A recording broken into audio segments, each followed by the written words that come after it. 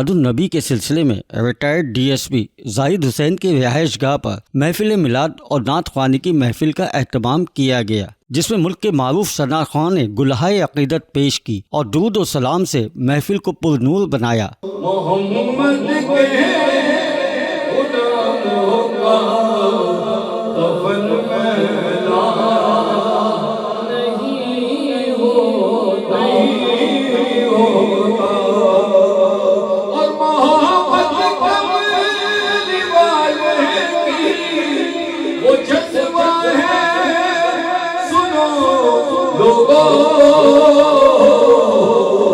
یہ جس من میں سما جائے وہ من محلا نہیں ہوتا۔